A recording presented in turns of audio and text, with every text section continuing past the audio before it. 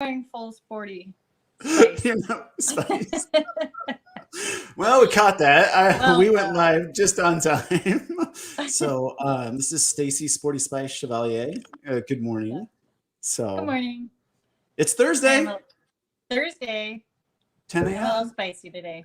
All that 10 a.m. So that means it's real estate now time. We talk about everything real estate. And well, today we've got a really cool show. We're going to talk about transaction coordinators. We're going to talk about team building. We're going to talk about, how teamwork definitely makes the dream work. But before we bring in our guest today, we're going to do what we always do. And that is discuss the rates. I dip, you dip, we dip, right? So they dip down again. Yay. So here we go. So I'm super confused on this. And maybe Freddie Mac, if anybody in Freddie Mac's watching this, I'm curious how your headline says mortgage rates dip, but all of the graphs are going up. Yeah, that's what I did too when I looked at it this morning. I'm like, I think somebody is confused at Freddie Mac. So it says the 1 week moved up 0.1%. So there was a little bit of a tick based on job numbers that went out there. There's strength in the economy. So the beginning of this week and the end of last week, so Friday on until yesterday was bad for the mortgage market. Rates went up and they went up steep.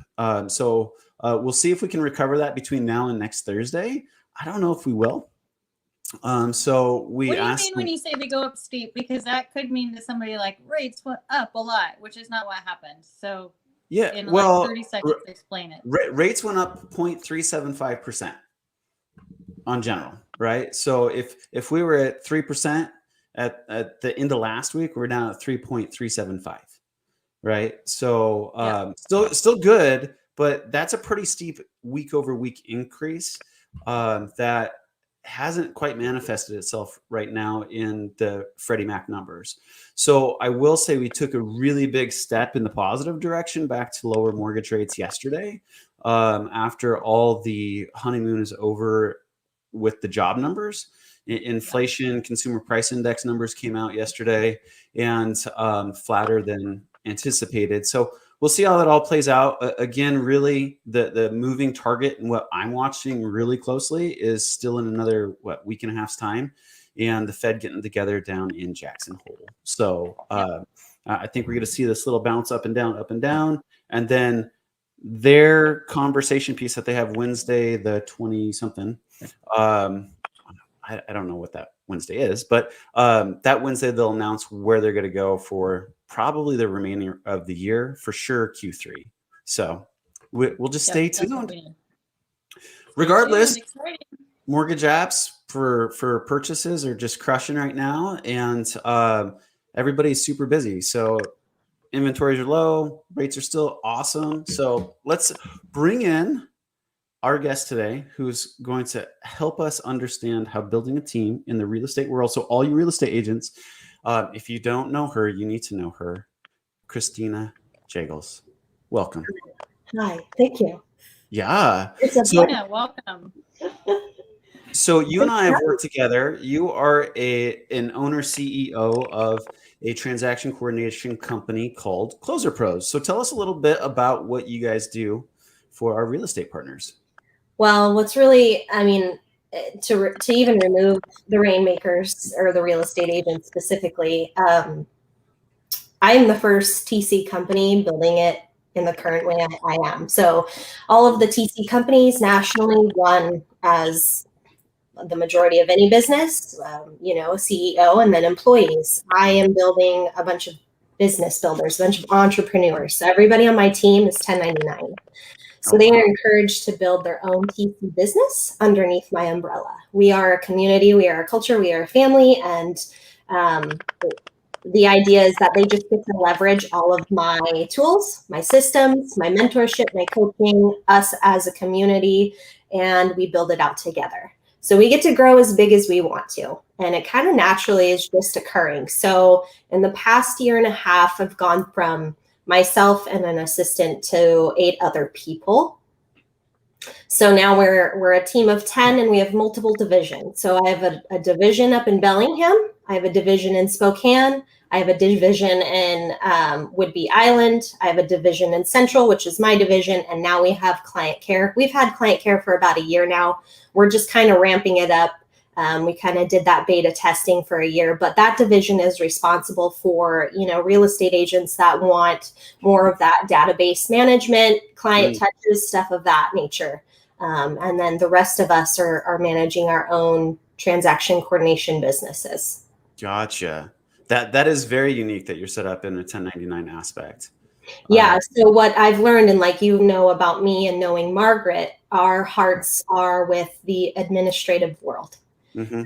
As much as we need the real estate agents and as much as they need us, there's a real lack of voice with admin professionals. And so this is creating a safe space for them to prove to themselves that they're capable of being business owners and not having to work for the man per se. So, absolutely. Yeah, that's huge. Very cool. It's been very cool.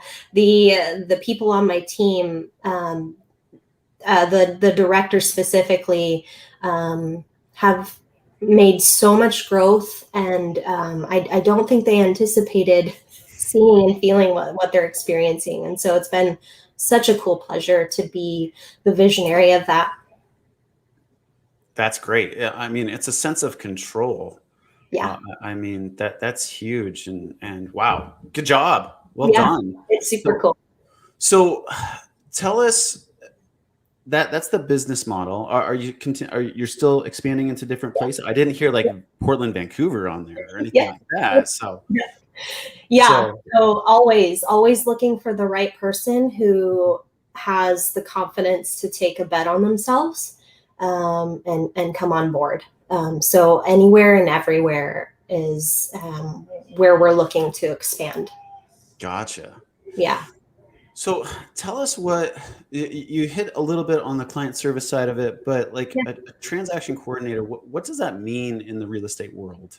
Yeah, I mean, it can mean a lot of things, but generally speaking, it's the person on your right hand side that you can leverage to delegate things to. I mean, a lot of people look at it as a list of services, and I don't advertise my services in that way.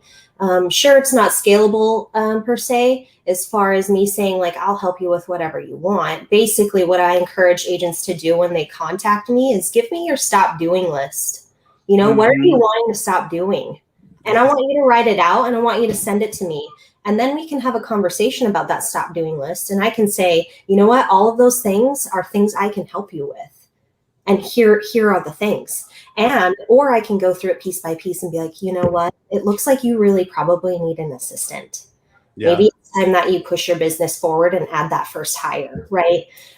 So I treat this more as me being more of a mentor, resource, somebody that can help you guide in the right direction. I definitely don't want to be in a relationship with somebody that's getting something that they thought they were going to get, but that's not what they needed.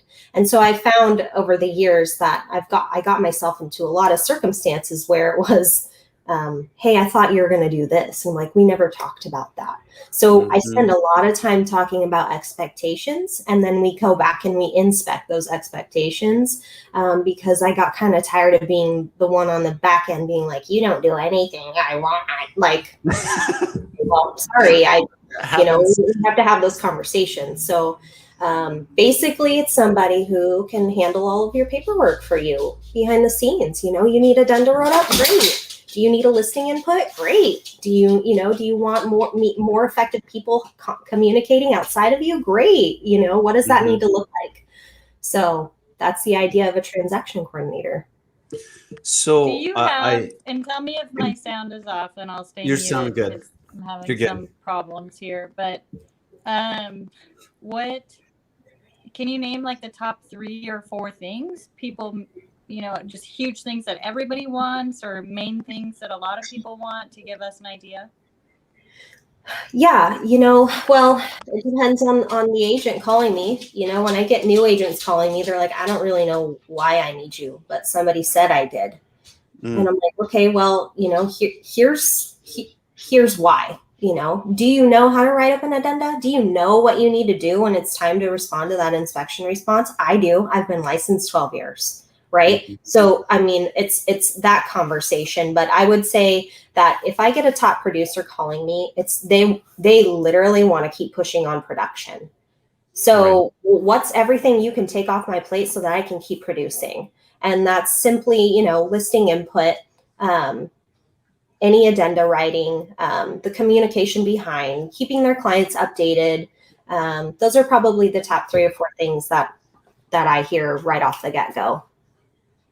That's awesome. So I want to circle back to something that you said, the stop doing list. Yeah. Right. So it sounds like you have taken a different approach to screening your clients, right? Absolutely. So tell us a little bit more about that, because we talk about that in the mortgage side of the world, and I think all entrepreneurs struggle with that they Yeah. don't sit down. So do you have like this little list that you send out, like, give me this list before we go any further? How does that process work? Because it's a powerful process.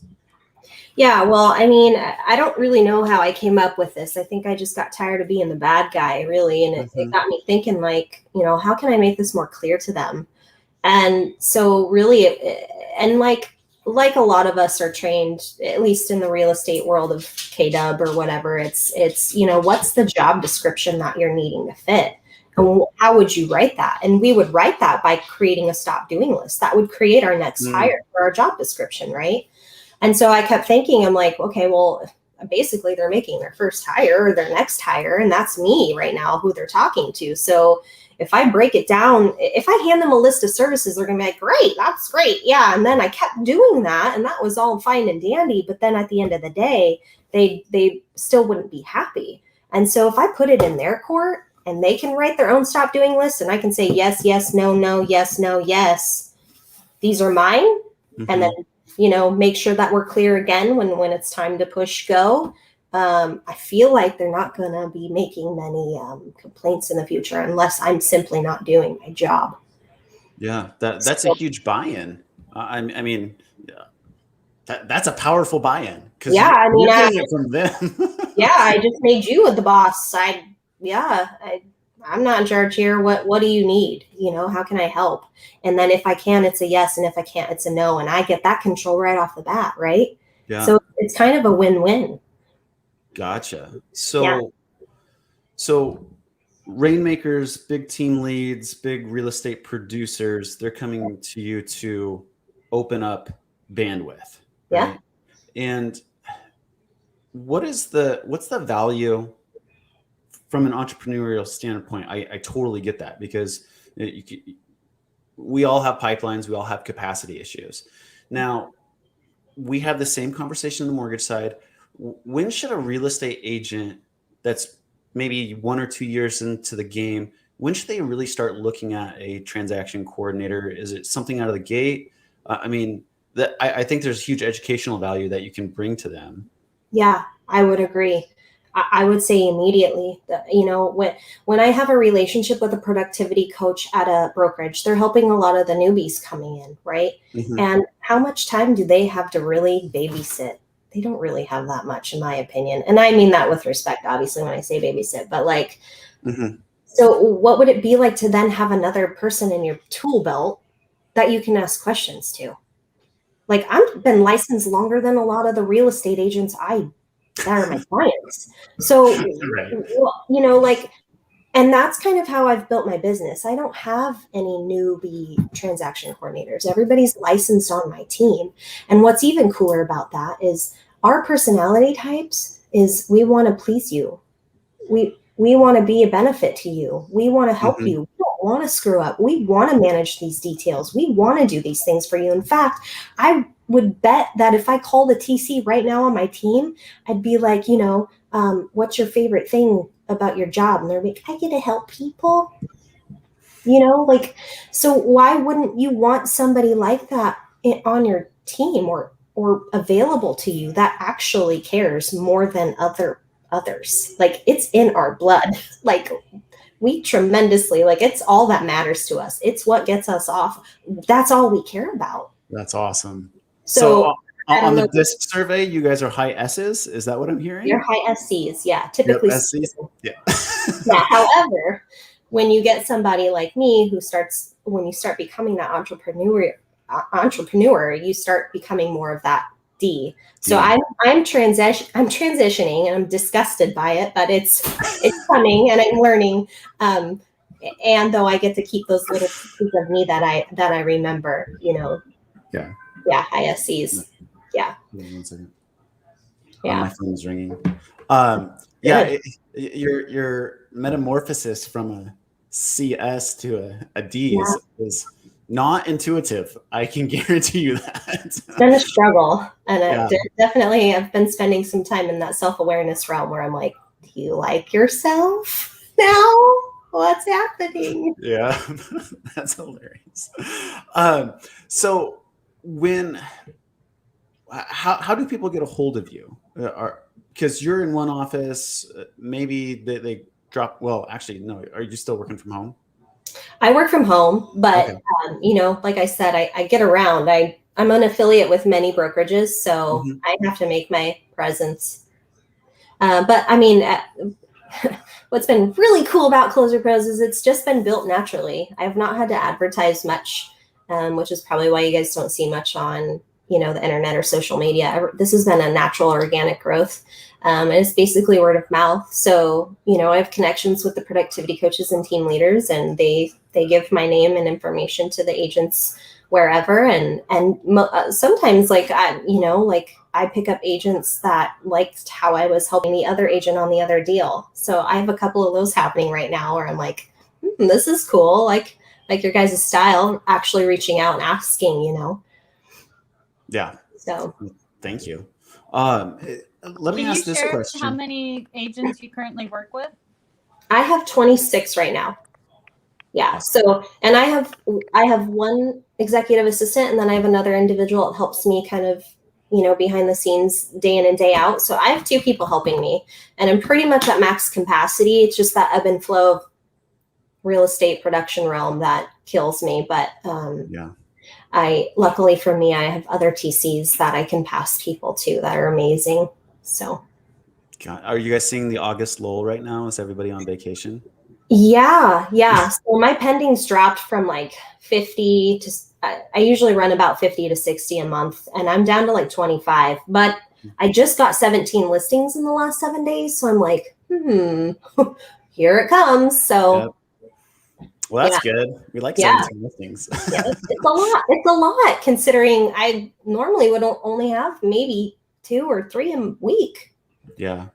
So I'm working with my team, and they're like, it's a little slow right now. I'm like, yeah, that's because everybody's out enjoying that sunshine. And it's true. And slow is relative, right? We've just been so busy that it feels slow. But to your point, Christina, it's actually the slow is still very busy.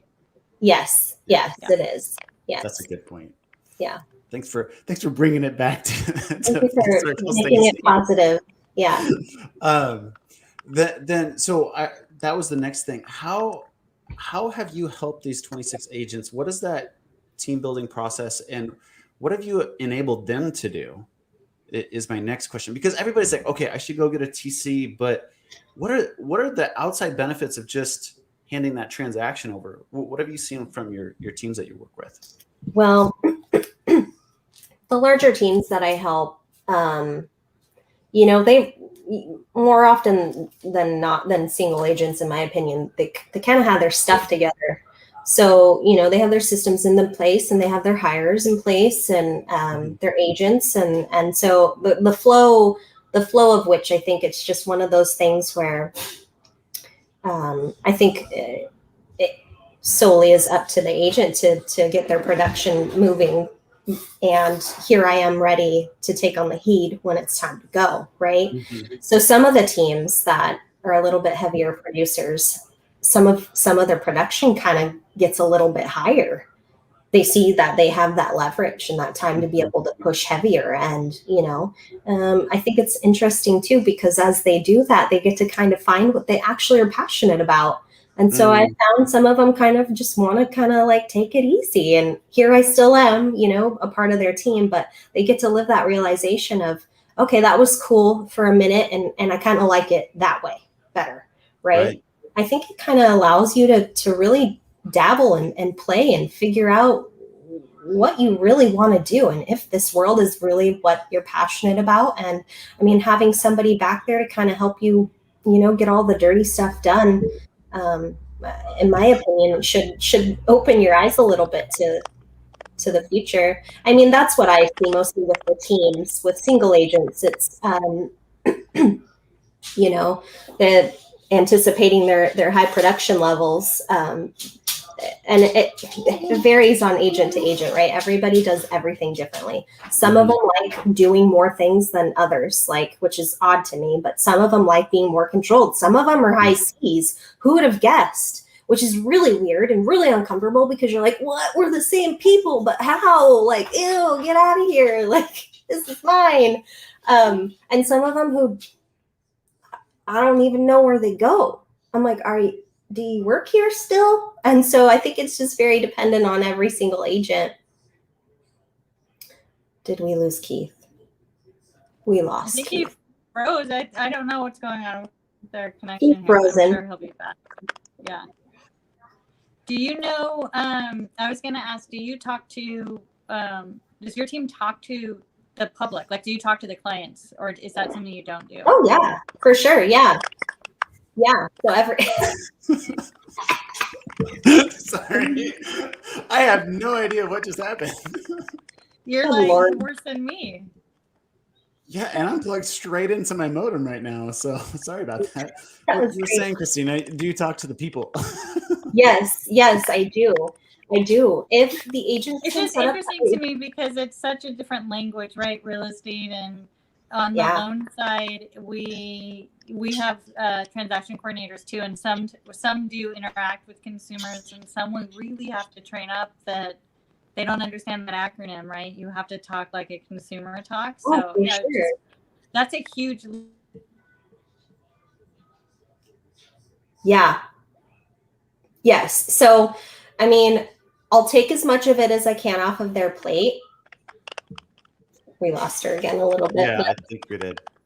I take as much as I can off their plate. So in the beginning, with every conversation I have with every agent, your name's still on the contract. Mine's not. Mm-hmm. You're making the commission. I'm not. So what would you expect that you should be doing with your client? It doesn't mean you get to run off and disappear. This is a team. It's you and me. So obviously lender and escrow too, but like, this is you and me. So how are we going to maintain these expectations? And, you know, if the agent can't set it up appropriately in the beginning, those people aren't going to trust me anyway. They don't want to talk to me. They want to talk to their agent. And so it very much depends on the real estate agent, how they can get that conversation, that piece across to their client. A lot of mine are fine, and they spread it easily right at the beginning. They introduce me. This is your go-to. If you have other questions, call me. Some of them are like, I do all of these things. She's just here as an additional resource. You know, it's just very dependent on every single agent I help. But more often than not, it's my goal. These people are buying a home or selling a home. And if there's anything that I've learned in real estate, the three stressful things that could happen in somebody's life is death, divorce, and buying a house. How did that get on there? I don't know, but it's that stressful apparently. And so if that's a real life thing, then what are we doing to make sure that they're not freaking out? You know, how can we help guide them the next steps? And so there is that compassion piece that exists within administrative assistants, I feel, where we have those happy faces in our emails and hey, this is nothing. This is just part of the journey. This is what's going to happen next, moving along, right? And it might not be something that really affected them, or it could be something that really touched them. We don't know, but it's my job to be here to say, hey, you know, I close 60 of these a month. And so I can tell you that this is just part of the pattern. It's part of the journey, and you'll be fine and you'll get through it. And here we are. But they are buying a house. And so it's kind of a big deal. And if we just treat it like another transaction, then that's where we lose. So. Yep. That is so true. Wanted to ask one last question because we're getting already to our 30 minutes here. Oh, gosh. Yeah, right. It just happens fast. And hopefully my internet stays stable throughout that. Tell me this. Working with loan officers, Mm-hmm. as a sales manager, is very similar to working with real estate agents. And having candid conversations. We briefly discussed this. I'm a huge fan of Law of 280. And for those that don't know about the Law of 280, take your income that you want to make, divide it by 280, which are your working hours in a year. And that's what you're making on an hourly basis. So should you be touching it or not? That's a great litmus test. Yeah. But the coachability, how are you coaching these real estate agents in finding that clarity as far as the balance between control? Because you're right, there's control folks out there that want to hold on to everything, and then what they're really focused on. Because I struggle with that with working and mentoring with loan officers and business professionals together. Like, what really should you be focused on? Are you giving some clarity to that through your don't do list, or how are you helping that? Yeah, I mean, absolutely. When we go through their stop doing list, it becomes apparent to them. I don't think they've ever done that before. Honestly, I don't think they've ever sat down and said, these are the things I don't want to be doing. Yeah. I mean, I think they have to do it all or want to do it all and don't realize that they shouldn't be doing it all or whatever it is. So I feel like it just gives them a little bit of light to kind of process through that. And I've found time and time again that if I have to explain my value, you're not going to be in my circle. There might be a portion of needing to educate you, and that's okay. Right. But if I'm finding I'm still having to have that conversation a second time, you're not the right person for me, because I'm not going to explain my value over and over. Like, you either get it or you don't. And if you get it, then you're in the right spot. This is where you should be. If you don't get it, then you clearly need to be by yourself. You're bringing in human beings into your space, right? And I would expect to be treated the same way that they would want to be treated. And so I just feel like, educating them in the sense of, hey, what are you wanting to stop doing? Yes, I can help you with these things, or no, I can't. Here's what you actually should be doing. That's a freaking resource, man. I just hooked you up.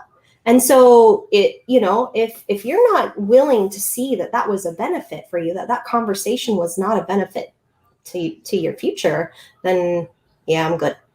Yeah. So, and I mean, it happens all the time. You'd be surprised. It's not like everybody I talk to is like, yeah, Jagels, that sounds great. When can we start? It's how much is this going to cost me again? And I'm like, well, and you can figure out what your hourly wage is and then get back to me and then figure out if that's really what you want to be paying for. Yeah. So, pursuing.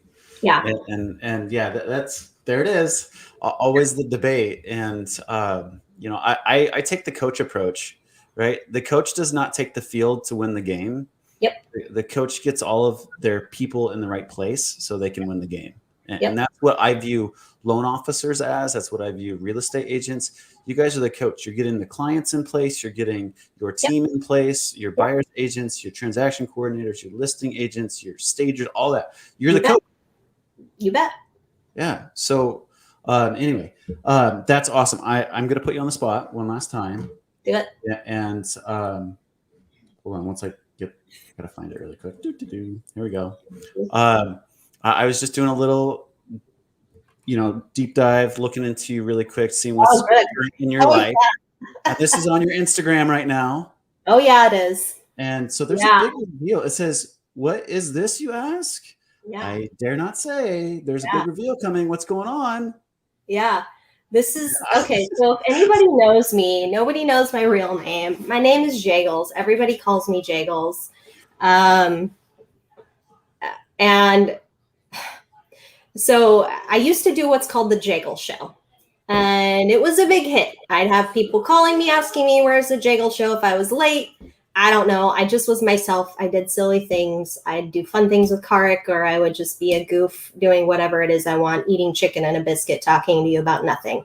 But people watched it like for a long time, like 32 minutes of watching me eat chicken and a biscuits. And I'm like, what is wrong with you people? Like, okay.